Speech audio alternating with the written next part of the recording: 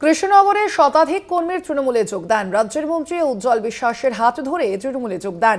BJP CPIM দল থেকে শতাধিক কর্মীর তৃণমূলে যোগদান। আপনাদের জানিয়ে রাখি, একদিকে যেমন বিজেপি, তার পাশাপাশি সিপিআইএম দল থেকেও শতাধিক কর্মীর তৃণমূলে যোগদান। রাজ্যের মন্ত্রী উজ্জ্বল বিশ্বাসের হাত ধরে তৃণমূলে যোগদান। কথা বলবো, ফোন লাইনে রয়েছেন প্রতিনিধি রূপম রায়। রূপম, ঠিক কি কারণে এই দলবদল শতাধিক কর্মীর কি জানা যাচ্ছে, কি জানাচ্ছেন তারা?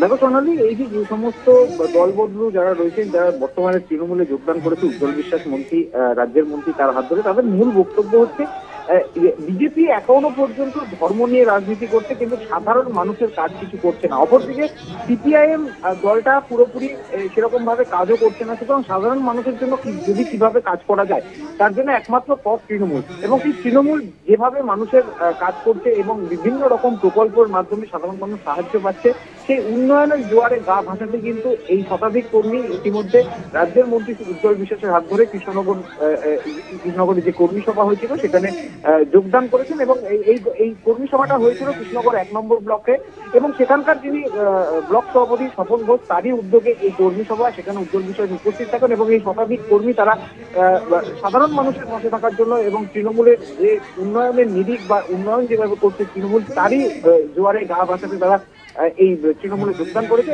এবং এই যোগদানের পর অনেকটাই হাত শক্ত হয়েছে তৃণমূলের, এমনটাই দাবি করেছেন ব্লক সভাপতি স্বপন ঘোষ এবং তথ্য রাজ্যের মন্ত্রী উজ্জ্বল বিশ্বাস। তবে জানিয়েছেন, তারা দুজনেই জানিয়েছেন যে 2026-এর যে নির্বাচন, সেই নির্বাচনের আগে আরো মানুষ আসছে তৃণমূলে যোগদান করতে, এবং তাতে করে তৃণমূলের জয় এবারও অবশ্যম্ভাবী, শুধু সময়ের অপেক্ষা।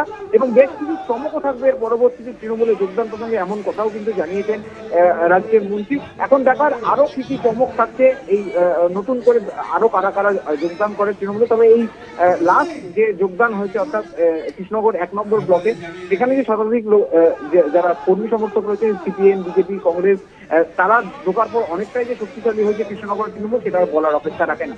সোনালী, ধন্যবাদ তোমায়। আমরা কথা বলছিলাম, ফোন লাইনে ছিলেন প্রতিনিধি রূপম রায়।